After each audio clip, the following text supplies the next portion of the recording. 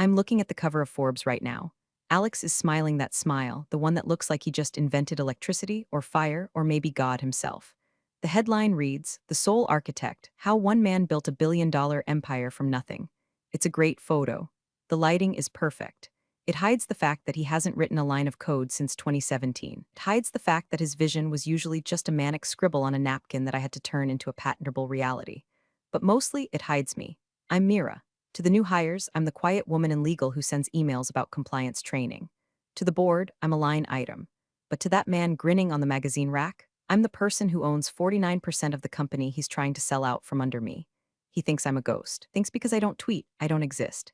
He's about to find out that ghosts haunt houses, but lawyers foreclose on them.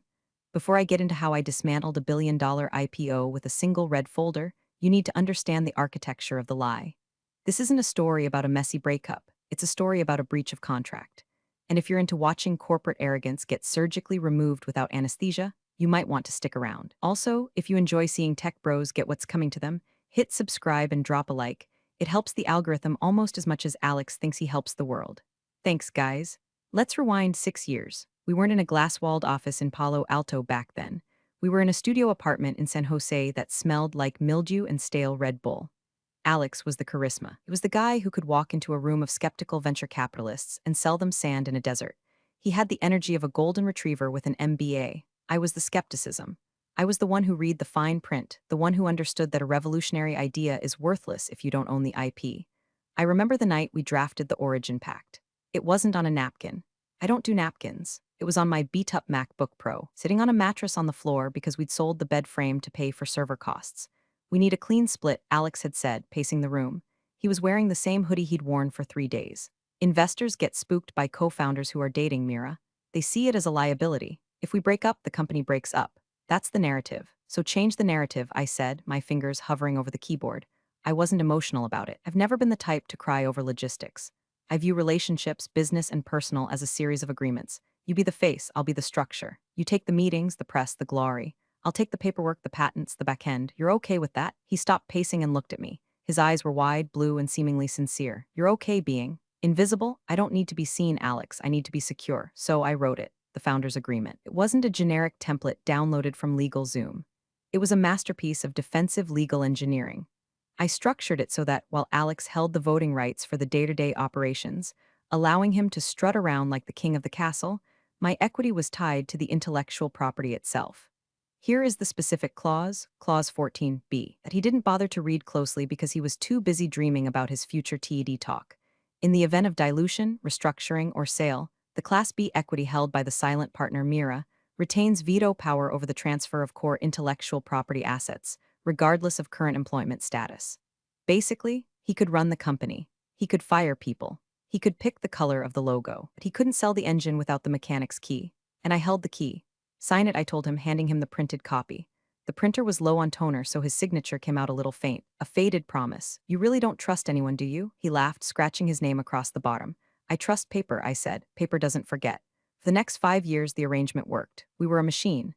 Alex was the lone genius the Valley loved to worship. He was on podcasts, he was on panels, he was mingling with Musk and Zuckerberg. I was in the background, filing patents under the company name, structuring our tax liabilities, ensuring that every piece of code and every algorithm was bulletproof. We grew, God, we grew fast. We went from that studio apartment to a Series A, then a Series B. We hired 100 people, then 500. The money started pouring in. Alex bought a Tesla, and he bought a house in the hills. I bought a nice condo and put the rest in index funds. I didn't change my lifestyle much. I liked the work. I liked the quiet power of knowing that while Alex was the one shouting from the mountaintop, I was the one who built the mountain. But success acts like a solvent on relationships. It dissolves the glue that holds people together. The late nights working together turned into late nights working apart. He was at dinners. I was at the office. He was networking in Aspen. I was auditing our cloud, spending in a windowless room. I started to notice the shift in his language first. It was subtle. In the beginning, it was always we. We crushed that quarter. We need to hire more engineers. By year 4, though we had evaporated, it was I think the market is shifting. I decided to pivot the product roadmap. I didn't say anything. I let his ego inflate. I thought it was just the cost of doing business. I thought we were still partners where it counted on paper. I thought the Origin Pact was sacred. I was naive. For a smart woman, I was incredibly stupid. I assumed that because I had the legal leverage, I didn't need to play the social game. I assumed that gratitude was a renewable resource. It isn't. Gratitude has a half-life, and Alex's was decaying rapidly. Cracks didn't show until the incident with the initial investors. We were closing a massive round of funding, $50 million. The lead investor, a shark named Marcus who I actually respected because he was as cold-blooded as I was, asked for a breakdown of the cap table, the ownership structure. I prepared the document. It clearly showed Alex 51%, Mira 49%. 2 hours before the meeting, Alex came into my office. He closed the door. Didn't sit down. Mira, he said, adjusting his $500 designer glasses. We need to talk about the cap table. What about it? I asked, not looking up from my dual monitors. It looks complicated for Marcus. It's not complicated, it's math. I own half the company. You own half plus the voting rights. Right, he waved his hand dismissively. But the optics, it makes it look like I'm not fully in control. Marcus invests in founders. Mira, singular, the lone wolf myth. It's what gets the valuation up. So what are you suggesting? I finally looked at him. Let's just hide your column for this presentation. We'll list it under reserved equity pool or something. Just for the pitch, we can fix it later. My stomach tightened. In the legal world, hiding columns is a polite way of saying fraud, but I looked at him. This was the man I had built everything with, the man I had shared a mattress on the floor with. He looked stressed, he looked desperate to close this deal. Fine, I said, my voice flat, but I want a side letter acknowledging the discrepancy, signed by you, dated today. He rolled his eyes, always the lawyer. Fine, he signed the side letter. I hid the column. We got the money. That was the first compromise, the first brick removed from the foundation. I didn't know it then, but I had just given him permission to erase me. I thought I was protecting the company. In reality, I was handing him the eraser. He walked out of that meeting beaming, high on the adrenaline of a closed deal. He hugged me in the hallway, a quick one-armed squeeze that felt more like a football coach congratulating a water boy than a partner hugging a co-founder. We did it, he whispered. Then he corrected himself. I did it. He didn't think I heard him, but I hear everything. That night, I went home and pulled out the original hard copy of the founder's agreement from my fireproof safe. I sat on my floor, drinking a glass of lukewarm water, and read it again. Clause 14b. It stared back at me. In the event of dilution, I traced the words with my finger. I didn't know why I felt so uneasy. We had the money, we were successful, but something in the air had shifted. The smell of ozone before a lightning strike. I put the document back in the safe. Locked it, then I did something I hadn't done in years. I backed up my entire email history to an external hard drive, every thread, every attachment, every love you, thanks for saving my ass text message from 2018. I didn't know why I was doing it. Call it instinct. Call it paranoia. Call it the subconscious realization that the man on the magazine cover was no longer the man I knew. The erasure had begun, and I was the only one who could see it happening. The romantic breakup happened 3 months after the funding round, and honestly, it was less dramatic than canceling a gym membership. There were no throwing plates, no screaming matches. Just a quiet dinner at a sushi place where the lighting was too dim and the fish was too expensive. I think we've grown apart, Alex said, poking at a piece of yellowtail with his chopsticks. He wouldn't meet my eyes. He was looking over my shoulder, probably checking his reflection in the window or scanning the room for someone more important than me. We work together 18 hours a day, I replied, sipping my tea. How much closer can we get? That's the problem, Mira. It's too much, I feel. Stifled, I need space to breathe. To expand. To expand, I repeated. It was such a VC buzzword to use in a relationship conversation. I half expected him to show me a slide deck on why our romantic ROI was plummeting. Yeah, space. I think we should end the personal side of things. Just focus on the mission, I agreed. Truthfully, I was tired too. Tired of being the grounding wire for his unlimited voltage. Tired of managing his moods, his anxieties, his sudden shifts in direction. A clean break personally seemed logical. We were professionals, we could handle it. But Alex didn't want a clean break. He wanted a clean slate. The week after he moved his stuff out of my condo, the blur began. It started with the calendar invites. The Monday morning all-hands meeting, the one I had run for 4 years, suddenly disappeared from my Outlook. I walked over to his office. His assistant, a 22-year-old named Chloe who looked at Alex like he was a K-pop idol, tried to stop me. He's in a strategy session, Mira. He said no interruptions. I'm a co-founder, Chloe. I don't interrupt. I convene. I open the glass door. Alex was sitting at the head of the table, surrounded by the new VPs we had just hired, VP of Marketing, VP of Product, VP of Vibes, I'm not kidding. They all fell silent when I walked in. On the whiteboard, there was an organizational chart. My name wasn't on it. Mira. Alex stood up, his smile tight, plastered on like a sticker. Just brainstorming, high-level stuff. Didn't want to bore you with the blue sky thinking. I know you hate the fluff. I don't hate fluff, Alex. I hate being excluded from decisions that affect my equity. You're not excluded, he laughed, a nervous, jagged sound. You're just insulated. Look, we just broke up. It's awkward for the team. I thought you'd want some time, some distance. To heal, to heal. He was weaponizing our breakup to push me out of the boardroom. He was framing my exclusion as an act of mercy. It was brilliant in a sociopathic kind of way. I don't need to heal, Alex. I need to work. Why is my name missing from the org chart? He walked over to me, lowering his voice, putting a hand on my shoulder. It felt heavy, patronizing. It's just a draft, Mira. Just optics for the new hires. They get confused with two bosses. We need a clear chain of command. You're still? You're the legal eagle, the brain. Nothing changes on paper. Nothing changes on paper, I echoed. Exactly. Go take a personal day. Get a massage. You look tired. I didn't take a massage. I went back to my desk and logged into the admin console. That's when I saw it. My permissions had been altered. I used to have super admin status on everything: Jira, Slack, the codebase repositories. Now, I was read only on half the channels. I tried to access the executive strategy Slack channel. Access denied. I tried to pull the latest financial projections from the shared drive. Request permission from owner. The owner was Alex. I sat there, the glow of the monitor washing over my face, feeling a coldness spread through my chest. This wasn't an oversight, this was a siege. He was systematically cutting the lines of communication, bricking me up inside my own castle. I could have stormed back into his office. I could have made a scene. I could have screamed until the glass walls shook. That's what he wanted. He wanted me to be the crazy ex-girlfriend. He wanted to paint me as unstable, emotional, unfit to lead. If I screamed, I validated his narrative, so I did the opposite. I went silent. I accepted the read-only status. I stopped showing up to the meetings I wasn't invited to. I stopped correcting his lies in the group chats. To the outside observer, it looked like I was checking out, like I was a scorned woman retreating to lick her wounds. But in reality, I was digging in. I started a new document on my personal laptop. Title: Breach Log. Date: October 14th. Event: removed from executive Slack. Evidence: screenshot attached. Date: October 20th. Event: denied access to Q3 financials. Evidence: email chain with CFO.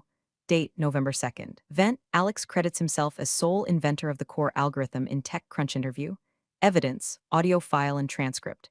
I became a ghost in the hallways. I'd walk past the new hires and they wouldn't even make eye contact. They didn't know who I was. To them, I was just some legacy employee from the early days who hadn't been fired yet. Just legal. One afternoon, I was in the break room making coffee. Two junior developers were standing by the espresso machine, talking loudly.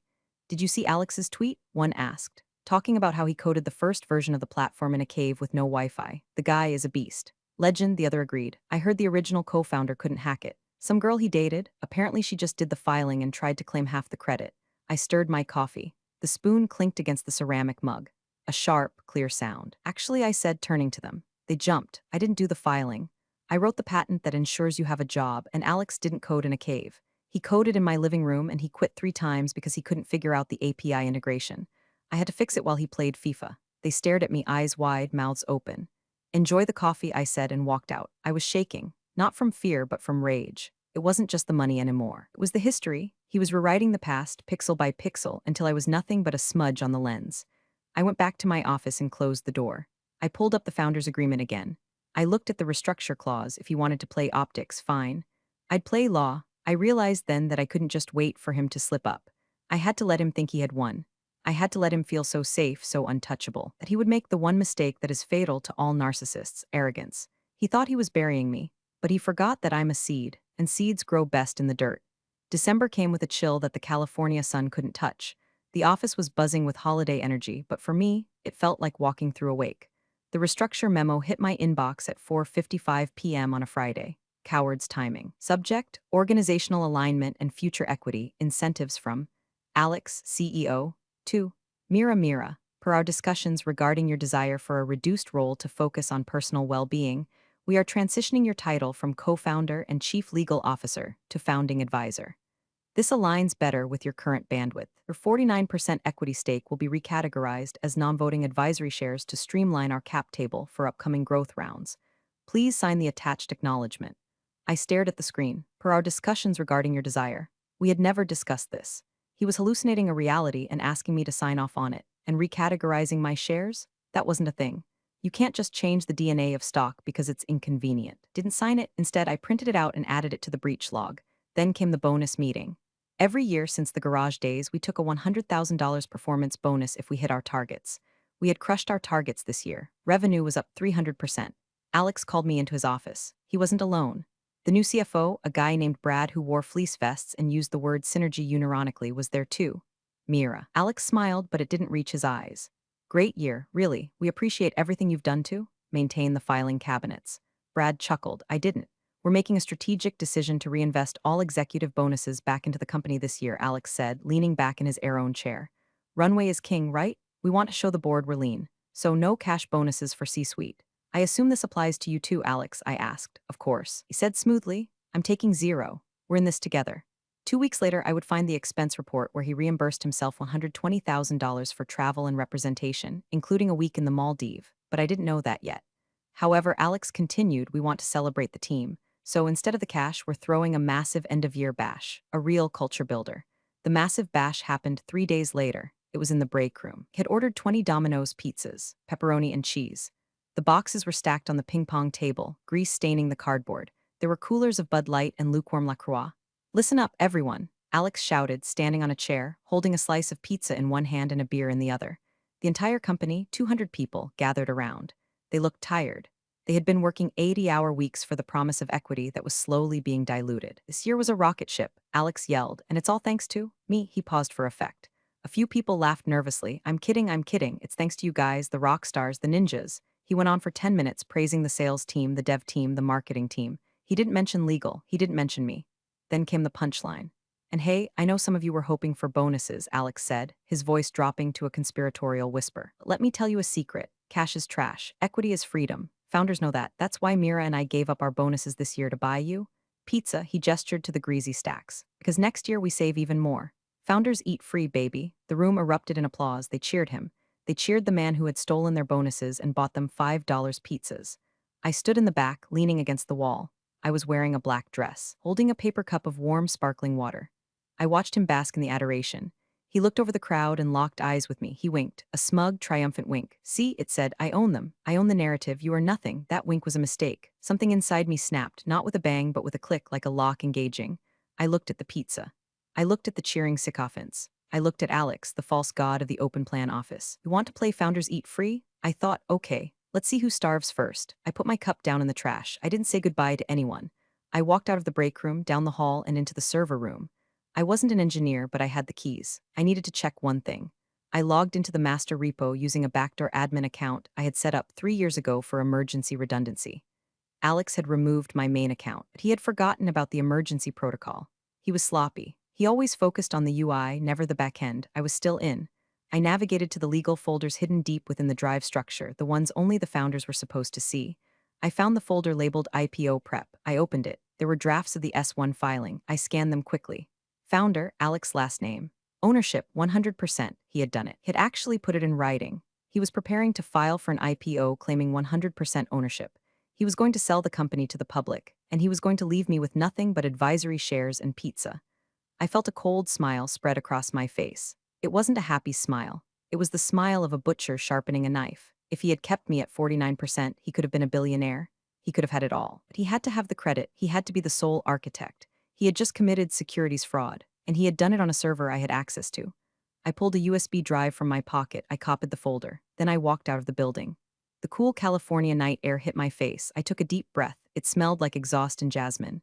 I took out my phone and dialed a number I hadn't called in 2 years. Hello? A voice answered. It was gritty, tired. Simon, I said, it's Mira. I need a contract lawyer, not a nice one. I need a wartime consigliere. Mira, I haven't heard from you since the Series A. Is everything okay? No, Simon. Everything is perfect. I'm about to burn a unicorn. Simon introduced me to a man named Elias. Elias didn't have a glass office. He worked out of a brownstone in San Francisco that smelled like old leather and pipe tobacco. He was 70 years old, wore suspenders, and had eyes that looked like they had seen every variety of human greed and found it boring. So, Elias said, adjusting his spectacles as he looked over the stack of documents I had brought. He wants to take it public. And he says he owns it all. That's the summary, I said, and you have this? He tapped a finger on the yellowed, coffee-stained original founder's agreement. The Origin Pact. Cute name. It was a joke, until it wasn't. Elias hummed. Spent the next 3 hours reading. He didn't speak, he just turned pages. The only sound in the room was the ticking of a grandfather clock and the rustle of paper. I sat there, hands folded, watching him. This was the surgery. He was diagnosing the patient to see if there was anything worth saving or if we were just going to harvest the organs. Finally, he stopped at page 42. Here, he said, his voice raspy. Clause 14b is good. The IP veto. But have you looked at Clause 19? The cure period? I wrote it, I said. If one party breaches the agreement, they have 30 days to cure the breach after notification. If they don't, the aggrieved party can trigger accelerated vesting or dissolution. Right. But look at the amendment you filed in year 2. The one regarding the patent assignments. I frowned. I remembered that amendment. He had done it to satisfy a paranoid IP lawyer from a potential acquirer who eventually walked away. What about it? It says, Elias reads slowly, that in the event of a material misrepresentation of ownership to third parties, specifically investors or regulatory bodies, the cure period is waived. And he looked up at me, a glimmer of amusement in his eyes. The IP assignment becomes voidable retroactively. I froze. Retroactively? I whispered. I thought it just stopped future transfers. No, Elias smiled, revealing crooked teeth. The way you phrased it shall be deemed void ab initio. It means if he lies about owning it, the legal fiction is that the company never owned the IP. It reverts to the inventors. Plural. My heart hammered against my ribs. I'm listed as co-inventor on all 7 core patents. Exactly. If we can prove he lied to investors, which, based on this S1 draft, is about to do on a federal level, then the company doesn't own its own product.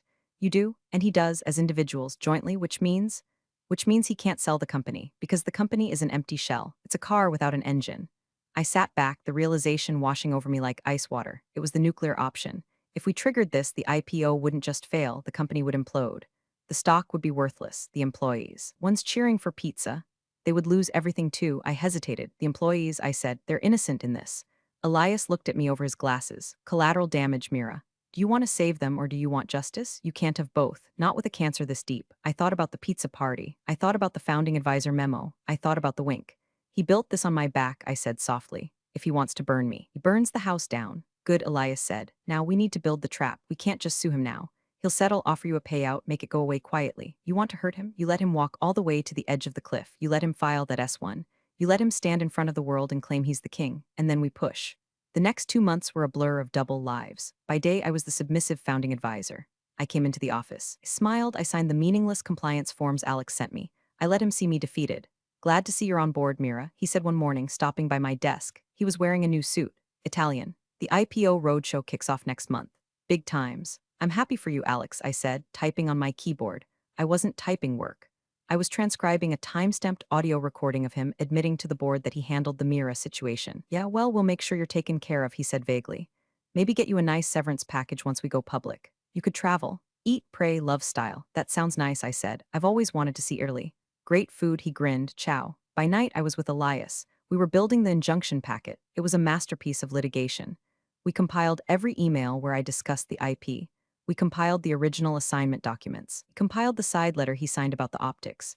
We also found something else. A small detail, but a deadly one. The founders' agreement had a renewal clause. Every 5 years it had to be reaffirmed or it auto-renewed.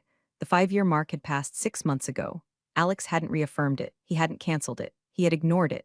He thinks it expired. Elias chuckled one night, pouring us both a scotch. He thinks because the initial term was 5 years. He's free and clear. But clause 22, I said, reciting it from memory.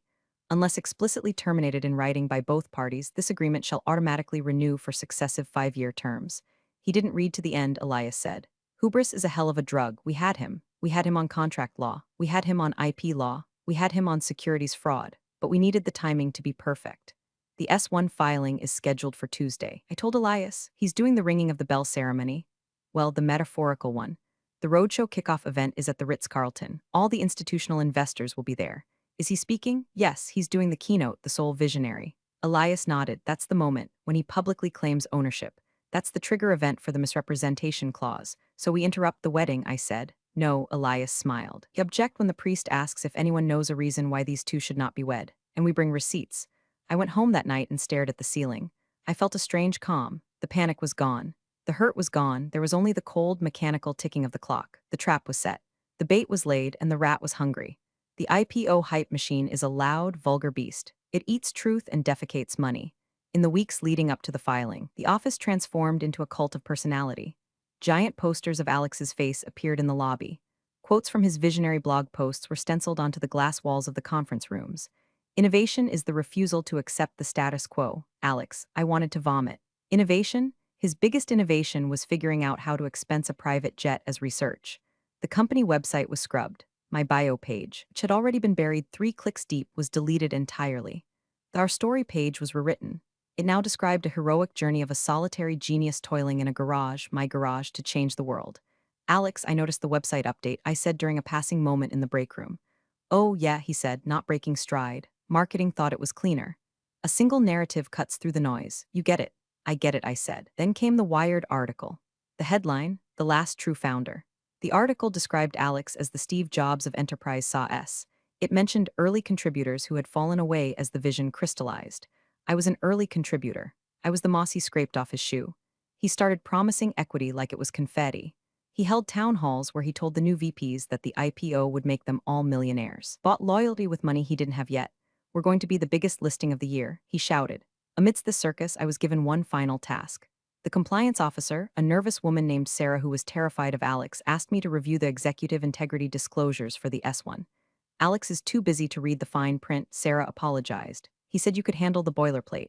Happy to help, I said. I took the document. It was standard stuff, confirming no prior felonies, no conflicts of interest. But there was a section on material adverse events. I added a single sentence to the disclosure addendum. It was buried in paragraph 40, subsection C. The company acknowledges that any pending disputes regarding intellectual property ownership or founder equity standing at the time of filing constitute a material barrier to public listing. It was a standard clause, actually. But by having Alex sign off on the package that contained this clause, I was getting him to legally acknowledge that an ownership dispute would stop the IPO. I sent the packet to Alex via DocuSign. Subject, final compliance sign-off, urgent body, just the standard disclosures, Alex. Need your signature to clear the S1 filing for Tuesday.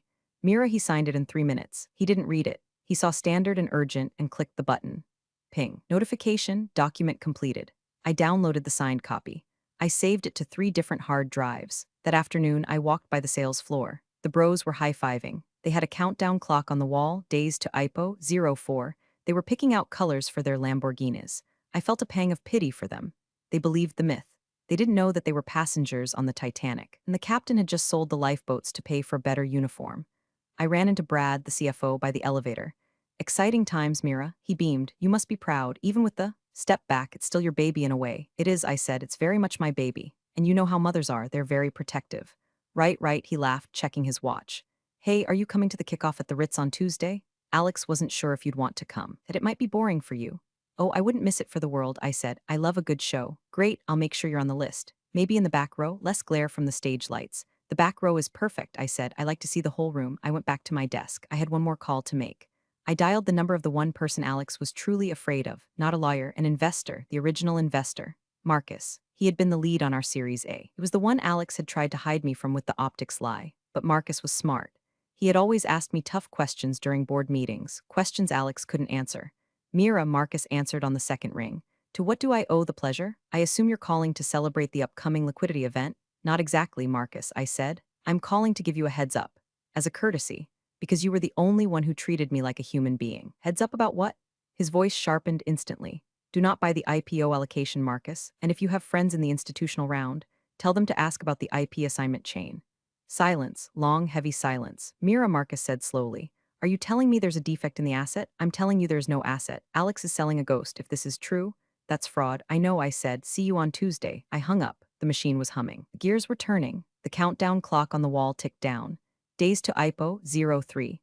Alex was in his office, practicing his speech in the mirror. I could see him through the glass. He looked like a king. I looked at my reflection in my monitor. I looked like an executioner. The day before the roadshow kickoff, the office was frantic. People were running around with headsets, caterers were bringing in trays of appetizers for pre-parties. The air conditioner was struggling to keep up with the body heat of 200 anxious millionaires in waiting. I found Alex on the balcony. He was smoking a cigarette, something he only did when he was terrified or triumphant. Judging by the manic tapping of his foot, it was a mix of both. You don't smoke, I said, stepping out into the smoggy afternoon. Old habits, he exhaled, the smoke whisking away into the city skyline. He didn't look at me. Tomorrow's the big day. Mira, the culmination of everything. Is it? I leaned against the railing. We were 6 floors up. The cars below looked like toys. Alex, are you sure about the filing? The S1 is everything. Accurate? He finally looked at me, annoyance flickering in his eyes. Jesus, Mira, not now. Legal has reviewed it. Compliance has reviewed it. You reviewed the disclosures. Why are you trying to kill my vibe? I'm not trying to kill your vibe. I'm asking if you're sure you want to claim 100% ownership. You know that's not true. He laughed, a harsh, barking sound. He dropped the cigarette and crushed it under his Italian loafer. It is true in every way that matters. I built this brand. I raised the capital. I led the team. You were helpful in the beginning, but you're an advisor now. You have your shares. You'll get rich. Why do you care about the title? It's not about the title. It's about the law. If you file that document tomorrow, you are committing perjury and fraud. I'm giving you a chance, Alex. Amend the filing. List me as a co-founder. Acknowledge the IP split. We can still do the IPO, but we do it honestly. He stepped closer, invading my personal space. He smelled of mints and stale tobacco. Listen to me closely. The narrative is set. The train has left the station. If you try to derail this now because of your ego, I will bury you. I will sue you for breach of fiduciary duty. I will paint you as a hysterical, jealous ex who couldn't handle the pressure. No one will hire you in this town again. Do you understand? I understand, I said softly. Good, now go home, get some rest, buy a new dress for tomorrow, try to look happy. He turned and walked back inside, sliding the glass door shut. He didn't look back. I stood there for a moment, watching the traffic. He had made his choice. He had chosen the lie. I pulled out my phone. I had a text from Marcus. Marcus, we need to talk now. Meet me at the Battery. The Battery was a private club for the tech elite. Dark wood, leather chairs, and enough net worth in one room to buy a small country. I met Marcus in a corner booth. He was drinking a martini. He didn't look happy. I made some calls, Marcus said, skipping the pleasantries. I pulled the patent filings from the USPTO database. Your name is on every single one. First position, yes, I said, and I looked at the cap table Alex sent to the syndicate. Your name is nowhere near the voting block. No, Marcus took a sip of his drink. He looked at me with a mixture of respect and fear. If you blow this up tomorrow, Mira, everyone loses. My firm loses. The employees lose. The market takes a hit. If I don't blow it up, I said, I lose. I lose my life's work. I lose my integrity. You lose too, Marcus. Because when the SEC finds out, and they will, they'll claw back every cent and you'll be named in the class action lawsuit for lack of due diligence.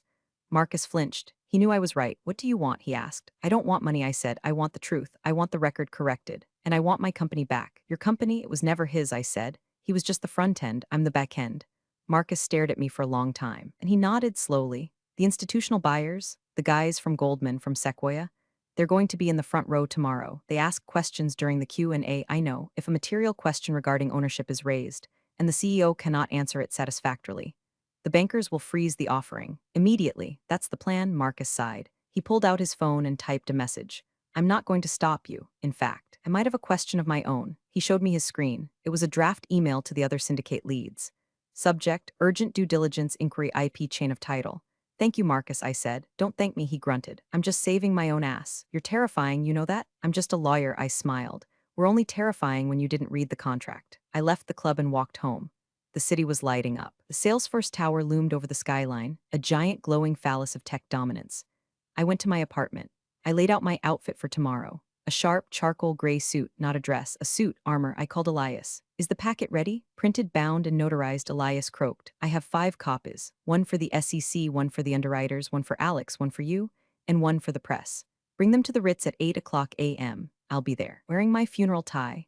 It's not a funeral, Elias, I said, looking at the city lights. It's an exorcism. I didn't sleep that night. I sat in my living room watching the sun rise over the bay. The sky turned from black to bruised purple to blood orange. It was IPO day. The day Alex became a king, or the day the castle fell. The Ritz-Carlton ballroom smelled of roasted coffee beans and fear. It was 8:30 a.m. The room was packed with the suits. Investment bankers in bespoke navy wool, VCs in Patagonia vests, and industry analysts tapping furiously on iPads. At the front of the room, a massive screen displayed the company logo, a stylized A for Alex, presumably, though he claimed it stood for Apex. The word Vision was projected in bold, sans serif font. I stood near the back by the coffee station. I was wearing my charcoal suit. My hair was pulled back in a tight, severe bun. I looked like I was there to audit the catering, not destroy the host. Elias was next to me. He looked out of place, like a 19th century undertaker who had wandered into a TED talk. He had a battered leather briefcase at his feet. The vultures are circling, Elias murmured, watching a group of Goldman Sachs bankers huddle in the corner. They were whispering, looking at their phones. Marcus sent the email, I said. Good, look at them. They're nervous. Bankers hate surprises. I scanned the room for Alex. He was near the stage, surrounded by his sycophants, Brad the CFO, Chloe the assistant, and a team of PR handlers. He looked manic. His eyes were bright, his gestures too large. He was laughing, but the sound was brittle. He spotted me. For a second, his mask slipped. He looked annoyed, maybe even a little scared. He gave me a curt nod, then turned his back to high-five a tech blogger. I checked my phone. 8:45 a.m. The presentation was scheduled for 9 a.m. I saw a ripple move through the crowd. A senior partner from one of the underwriting banks, a man with silver hair and a face like a hawk, checked his phone, frowned, and walked over to Brad. I couldn't hear what they were saying, but I saw Brad's face drain of color. He shook his head vigorously. He pointed at Alex. The banker looked skeptical. The whisper campaign is working, Elias noted. They're asking about the IP. It's just a rumor right now, I said. They need proof. They'll get it. I watched Brad scurry over to Alex. He whispered something in Alex's ear.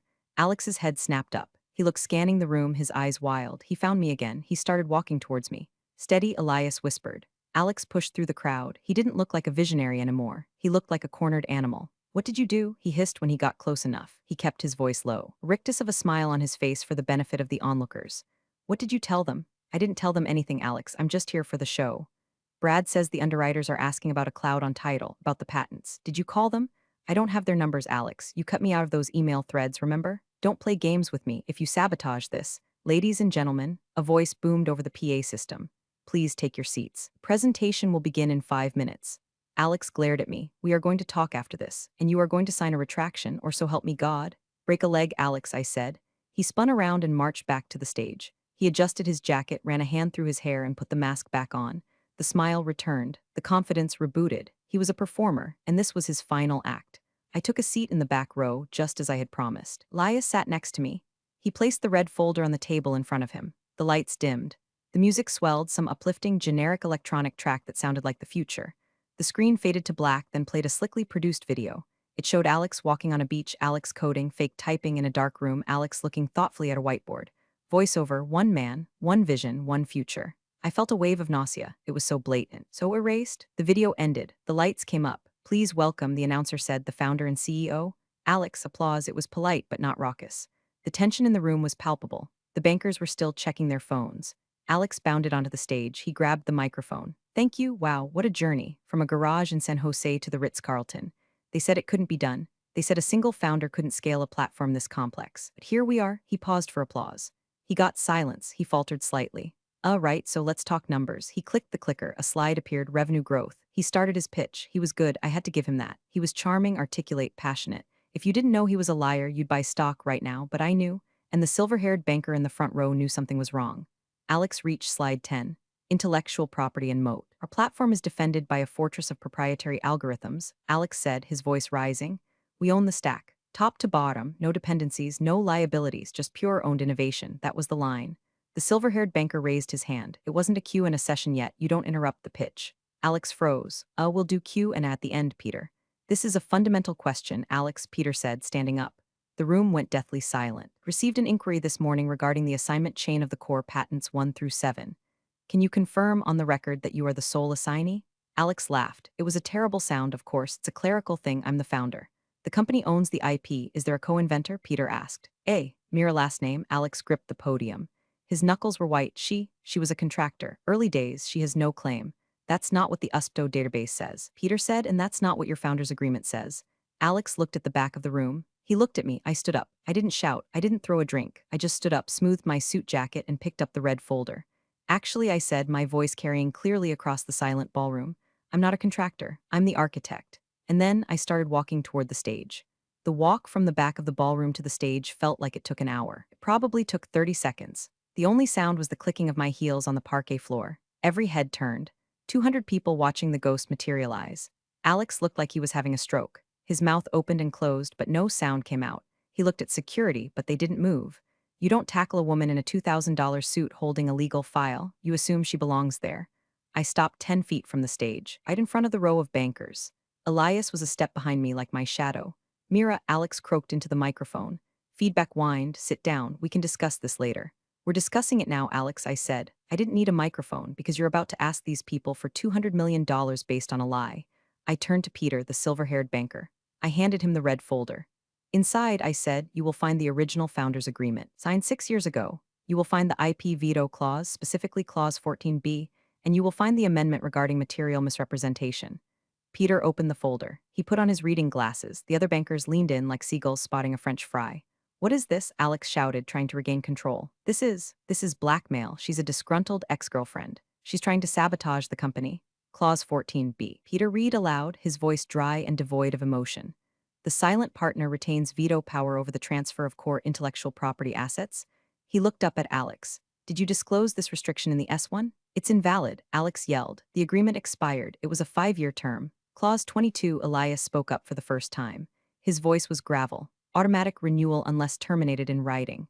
Did you terminate it in writing? Mr. CEO, Alex went pale. I thought. He didn't, I said, so the agreement is active, which means I own 49% of the company, and I have veto power over this IPO. The room erupted. Murmurs turned into shouts. Analysts were furiously typing. This was a disaster. This was the Fire Festival of Finance. But it gets better, I said, raising my voice slightly to cut through the noise. Because Alex just stood on the stage and claimed sole ownership to a room of investors, he triggered the misrepresentation amendment. Peter flipped to the back of the folder. He read the clause, his eyes widened. The IP reverts, Peter whispered. Void ab initio. He looked at the other bankers. He closed the folder. We're out, Peter said. What? Alex dropped the microphone. It hit the floor with a deafening thud. Goldman is withdrawing from the syndicate, Peter said, standing up. Cannot underwrite an offering where the underlying assets are in dispute. This IPO is dead. You can't do that, Alex screamed. He jumped off the stage. He looked manic, sweaty, terrifying. I built this. I am the brand. You're a liability, Peter said coldly. Alex turned to me. He looked like he wanted to hit me. He looked like he wanted to cry. Why? He whispered. Why would you burn it all down? You lose too, Mira. Your stock is worthless now. You just cost yourself $50 million. The room fell silent again, waiting for my answer. I didn't do it for the money, Alex, I said. I looked him dead in the eye. I did it because you forgot the first rule of engineering. What? He spat. You never build on a cracked foundation. I turned to Elias. Serve him. Elias reached into his battered briefcase and pulled out a thick envelope. He handed it to Alex. You are hereby served with a cease and desist regarding the use of Mira's patented technology, Elias said, and a lawsuit for breach of contract, fraud, and breach of fiduciary duty. Alex held the envelope like it was radioactive. The investors were already leaving. The suits were checking the exits, calling their offices, trying to distance themselves from the blast radius. The screen behind Alex still flashed, vision. It looked like a joke now. I looked at Brad. The CFO, he was slumped in his chair, head in his hands. I looked at the sales bros in the back. They weren't high-fiving anymore. They looked terrified. I'm sorry, I said to the room, though I was mostly speaking to the employees. But he stole the company. I'm just taking it back. I turned and walked out. I didn't look back at Alex. I didn't need to see him crumble. I heard it. I heard the shouting, the accusations, sound of a billion-dollar valuation evaporating into thin air. I walked out of the ballroom, through the lobby, and out onto the street. The sun was shining. It was a beautiful day in San Francisco. My phone buzzed. It was a notification from the Wall Street Journal. Breaking, tech unicorn IPO halted amidst founder fraud allegations. I smiled. I hailed a cab. Where to? The driver asked. The nearest pizza place, I said. I'm starving. The fallout was radioactive. The company didn't survive the week. Once the IPO was pulled and the fraud allegations hit the press, the VCs triggered their liquidation preferences. They stripped the carcass of whatever cash was left to recoup their investments. Alex was fired by the board 3 days later. They tried to save face, blaming it all on a rogue CEO. But the damage was done. The brand was toxic. The SEC investigation took 6 months. Alex settled. He was banned from serving as an officer of a public company for 10 years and had to pay a massive fine. He lost the house in the hills. He lost the Tesla. Last I heard, he was trying to launch a crypto scam in Dubai. He's shilling alpha male mindset courses on TikTok now. As for me, I didn't get the $50 million. The stock is worth zero. The paper wealth evaporated. But I got the IP. Because the misrepresentation clause triggered the reversion. I legally own the core code, all of it. The engine that ran the billion-dollar machine is sitting on a hard drive in my safe. I could sell it. Google has called. Microsoft has called. They offered me enough money to buy an island. I haven't sold it yet. I started a new company. It's small. Just me and 3 engineers, the 2 guys from the coffee machine who Alex mocked, and Sarah from compliance, who is actually a brilliant ops manager. We work out of a small office in Oakland. No glass walls. No Vibes VP, no magazine covers. We're rebuilding the platform, but we're doing it right this time. We're calling it Architect, and the founder's agreement, it's 1 page. It says, we tell the truth, we share the credit, and nobody eats pizza instead of a bonus. Sometimes, late at night, I check Alex's Instagram. He looks tired. The filter can't hide the bags under his eyes. Posts videos of himself in a rented Lamborghini, talking about how haters and snakes tried to bring him down, but he's rising like a phoenix. He has 500 views. I drink my wine, a very expensive Cabernet that I bought with the settlement money from the defamation suit I won against him, and I watch. He thinks he was the victim. He thinks he was a tragic hero brought down by a bitter ex.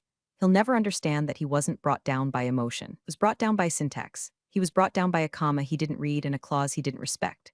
A lot of people ask me if it was worth it, destroying a unicorn, losing the fortune, burning the village to kill the monster. I think about the founding advisor memo. I think about the pizza party. I think about the wink. I look around my small, quiet office. I own the lights, I own the chairs, I own the code. And most importantly, I own my name. Yeah, it was worth it. So, to all the soul architects out there, standing on stages, taking credit for work you didn't do, erasing the people who built your pedestal, a word of advice, check your paperwork. Because the ghost in the machine might just be holding the kill switch. And she's not real.